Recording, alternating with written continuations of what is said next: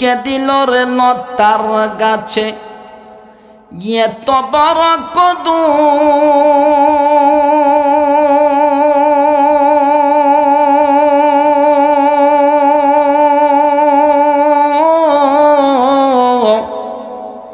কারিয়া দেশে মৌমাছিরা মৌচাকে দেই মধু। সকলে বলেন আদেশকার, উচ্চ আওয়াজে বলেন আদেশকার। মরিচ গাছে কে দিল রে মরিচ এত যা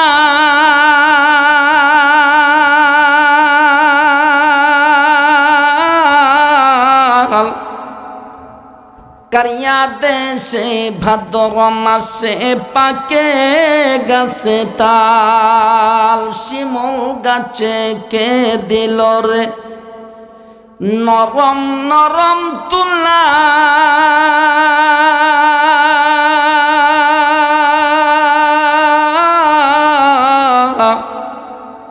কারিয়া দেশে চৈত্র মাসে জমিন মাঝে ধুলা।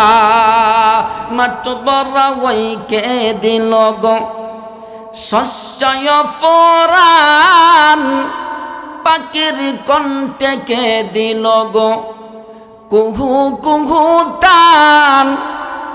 চিন্তা করে দেখো মানুষ ইয়া সবই হলো আল্লাহ তাআলার দান। চিল্লায় বলেন ঠিক কিনা?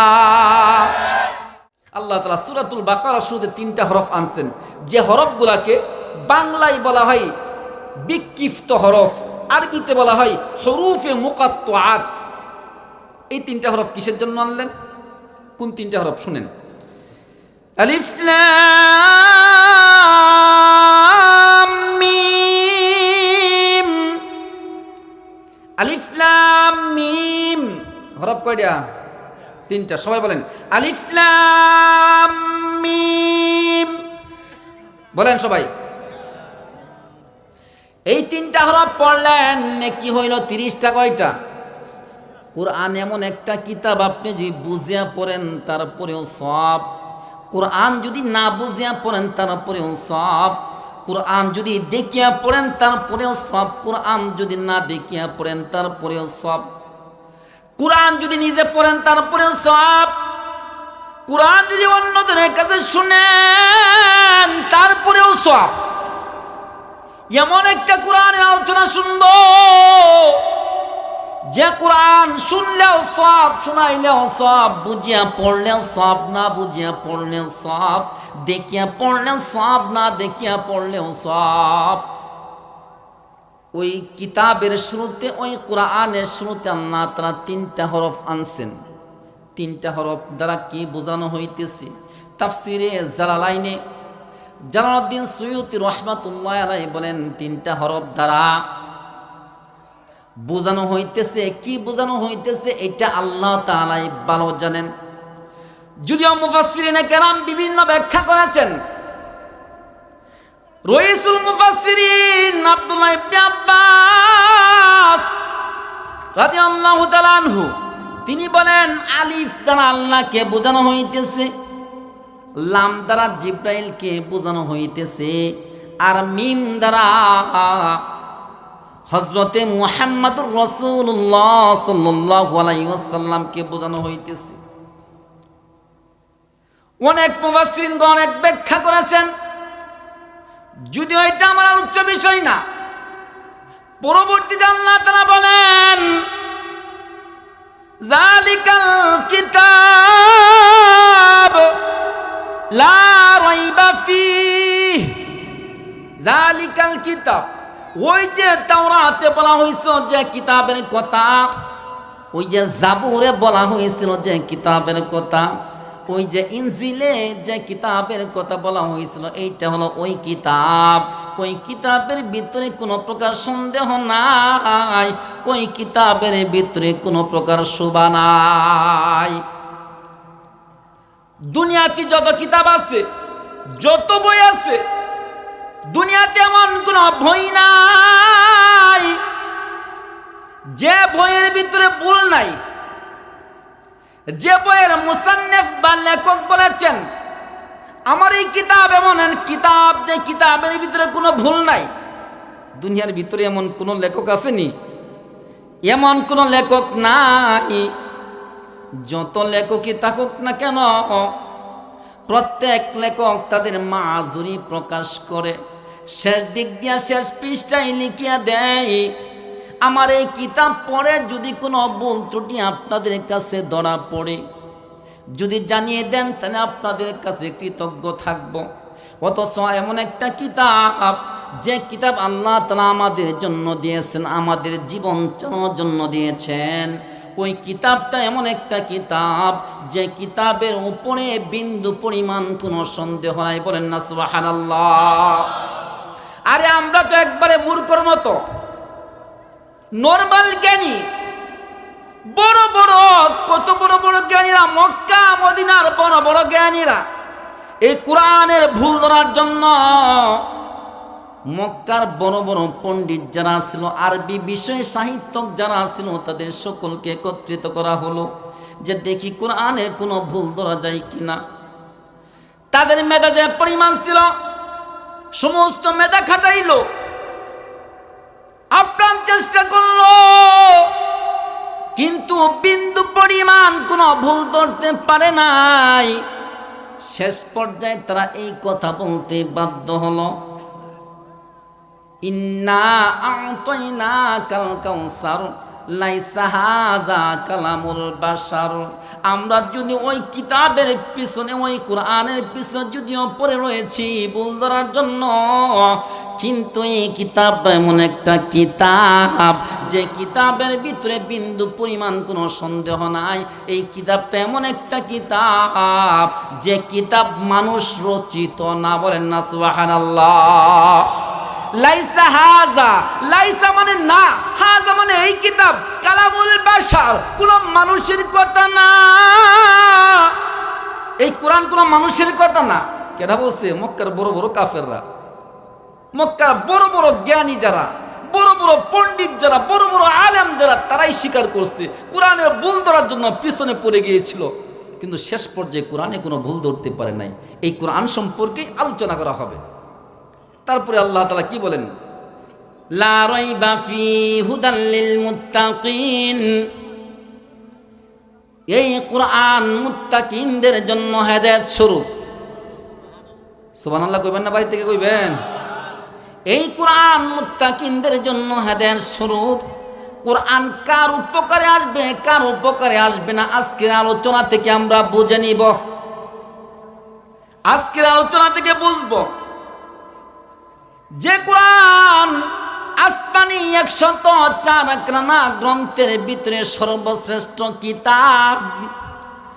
যে কোরআন নাজিল হওয়ার পর আসমানি 103 খানা গ্রন্থের হুকুম রহিত হয়ে গেল। কোরআন যখন নাকি নাজিল হলো, তখন থেকে শুধু খালি আসমানের নিচে জমিনের উপরে নয়, আল্লাহ তাআলা যত জায়গায় আল্লাহ তাআলা মানুষ রেখেছেন, জিন রেখেছেন, সব জায়গায় একমাত্র কোরআনের বিধানই চলবে। কোন সময় গইটা?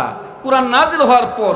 আগে তো তাওরাতের হুকুম ছিল, জাবুরের হুকুম ছিল, ইনজিলের হুকুম ছিল, কিন্তু কোরআন যখন নাকি নাজিল হয়েছে, তাওরাত চলবে না, জাবুর চলবে না, ইনজিল চলবে না, এখন চলবে একমাত্র আল কোরআন। ঠিক কিনা বলেন?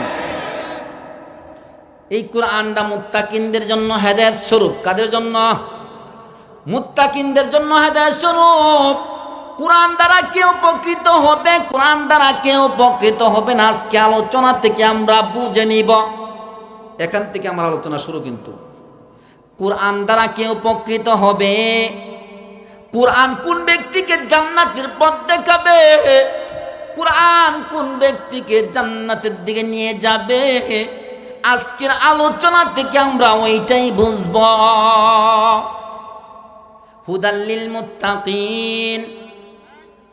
কোরআন হলো মুত্তাকিনদের জন্য হেদায়েত স্বরূপ, মুত্তাকিনদের জন্য হেদায়াত। মুত্তাকিন কাদের বলা হয়? মুত্তাকিন বলা হয় যাদের ভিতরে তাকওয়া আছে। তাকওয়া কাকে বলা হয়? যার ভিতরে আল্লাহ তাআলার ভয় আছে। আল্লাহ তাআলা ভয় কাকে বলা হয়? যে ব্যক্তি মরার কথা যখন নাকি মনে হয়ে যায়, কষ্ট লাগে, না জানি কেমন ভাবে আমার মরণটা হয়, যে ব্যক্তি কবর জগৎকে ভয় পায়, যে ব্যক্তি হাসন ফৌসিনাত মিজানকে ভয় পায়, তাকেই বলা হয় তাকওয়া।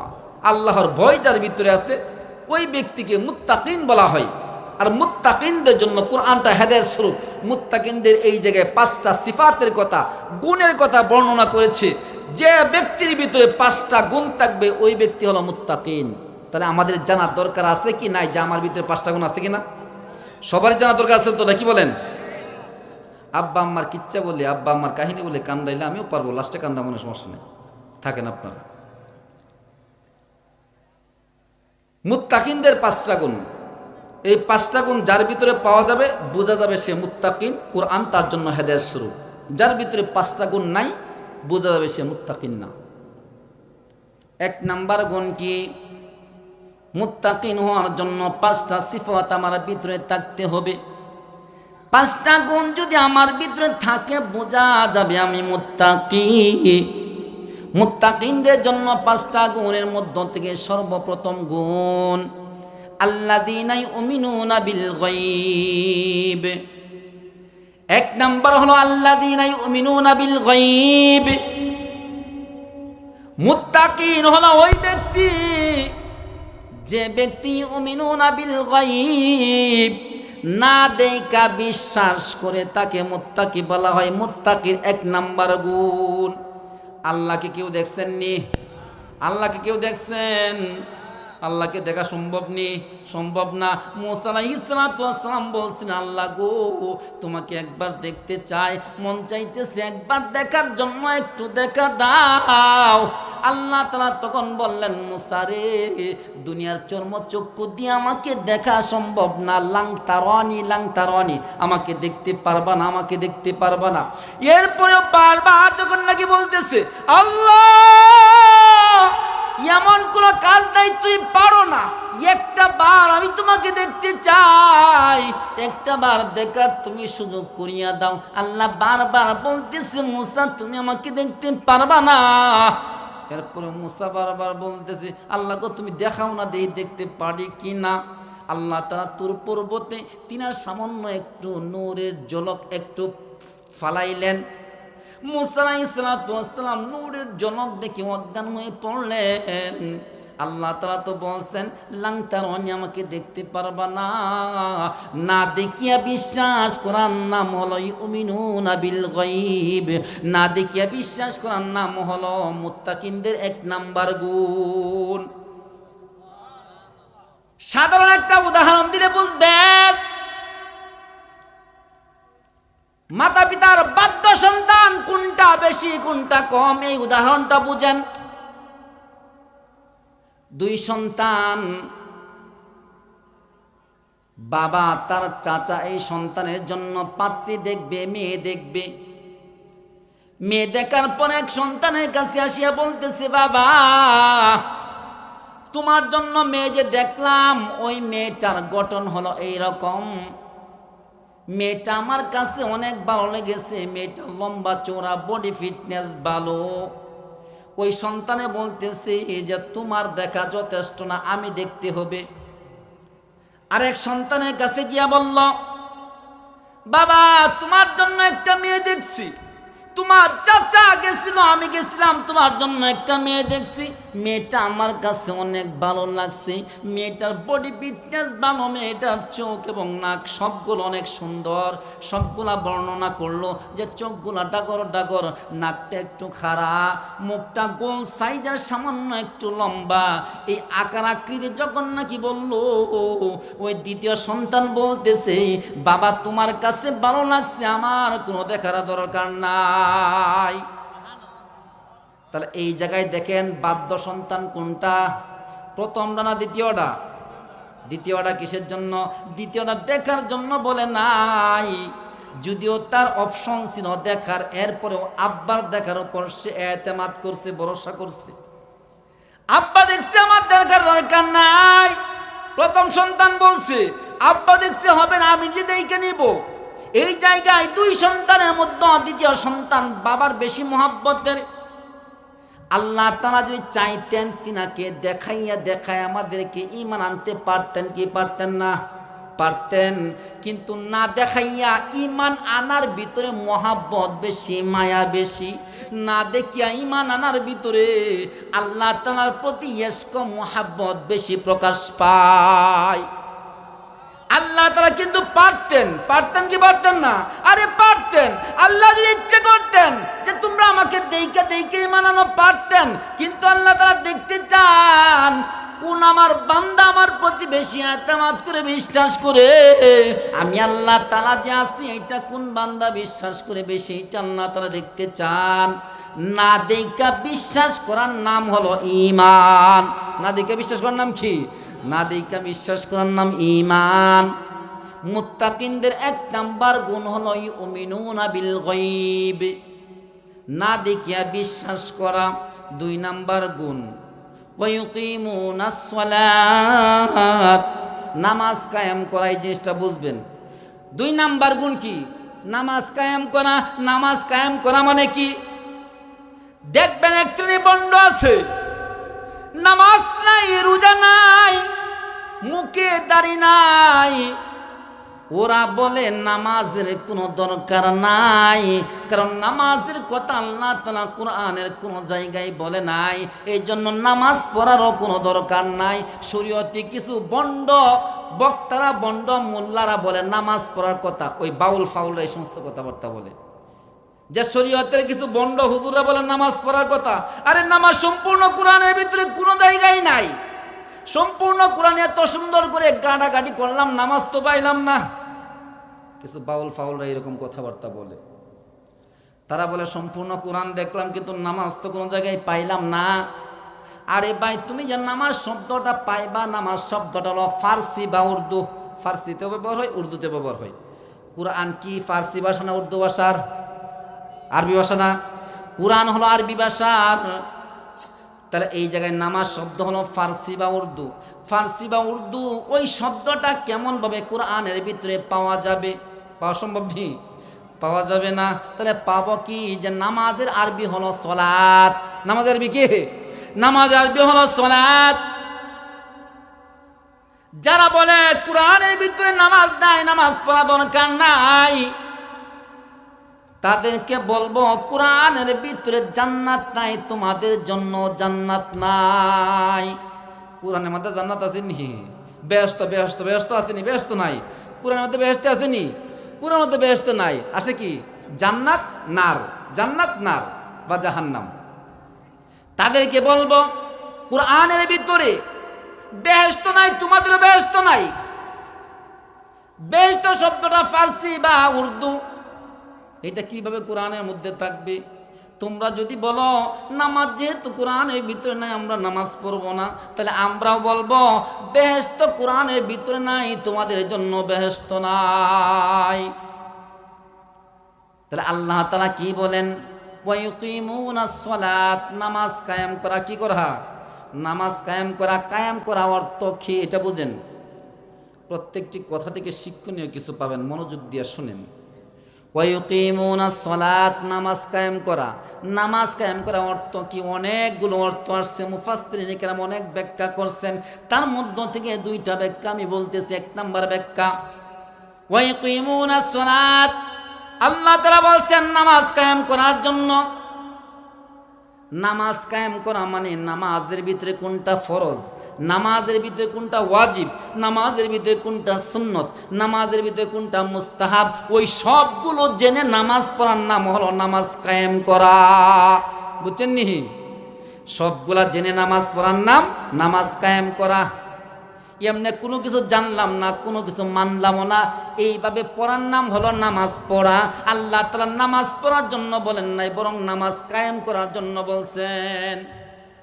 শুধু করে ডুসাইলাম, দিক ঠিক করলাম না, শুধু করে একটু চাইলাম, ওযু করলাম না, যেভাবে ইচ্ছা এইভাবে নামাজ পড়লাম।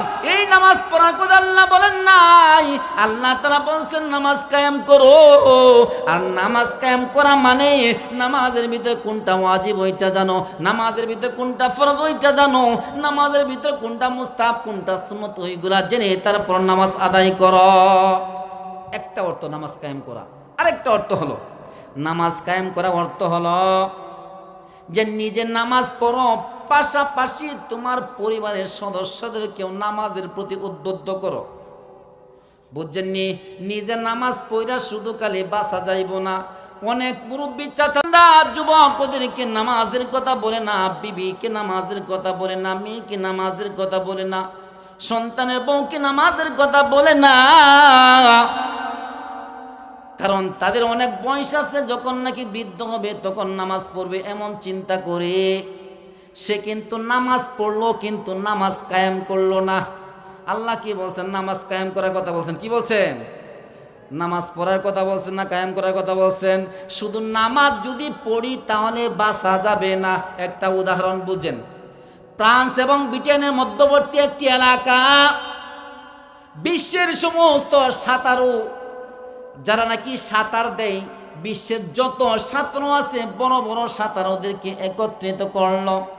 ফ্রান্স এবং ব্রিটেনের মধ্যবর্তী এলাকার একটা সাঁতারু ছিল, প্রতিযোগিতা লাগিয়ে দিল যে নাকি 1 নাম্বার হবে তাকে 100 কোটি টাকা পুরস্কার দেওয়া হবে। বুঝেন কি বলতেছি? কোনো বোঝার জন্য বলতেছি।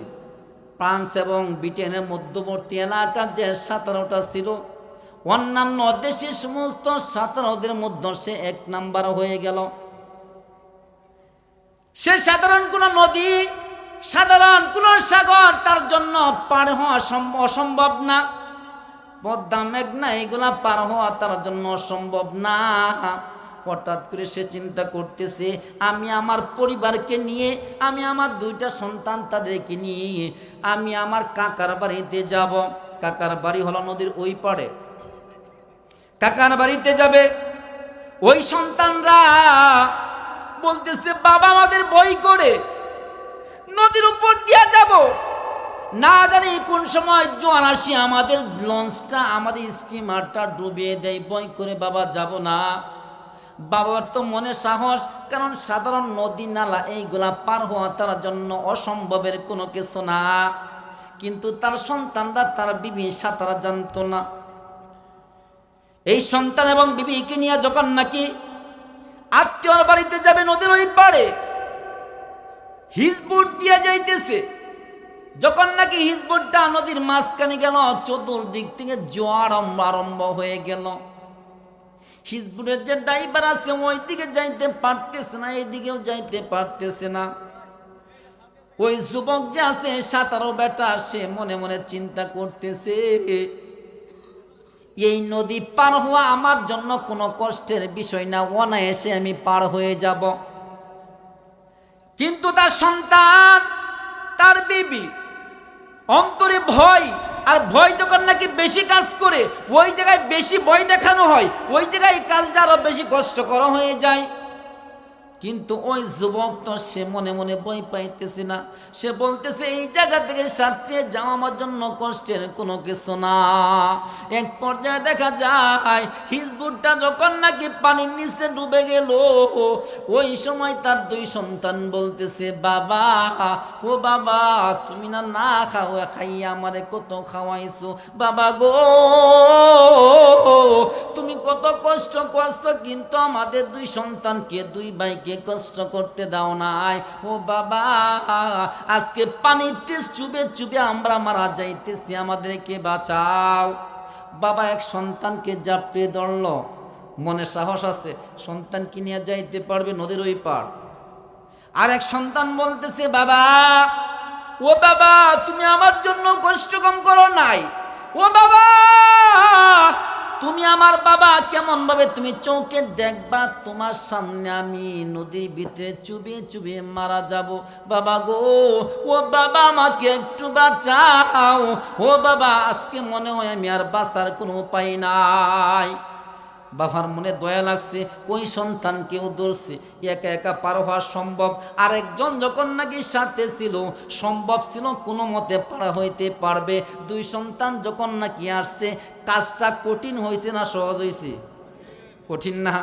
ওই দিক দিয়ে স্ত্রী বলতেছে, স্বামী তোমার জন্য না কত পরিশ্রম করছি। ও স্বামী, তোমাকে রাইন্দা খাওয়াইছি। স্বামী গো, তোমার জন্য এমন কোনো পরিশ্রম নাই যে পরিশ্রম আমি করি নাই। ও স্বামী, তুমি কেমনে আমাকে এই নদীর ভিতরে ফালাইয়া তারপর চলিয়া যাইবা? স্বামী, আমাকে একটু বাঁচাও। স্বামী, তুমি না বিশ্বের মধ্যে 1 নম্বর সাঁতারু।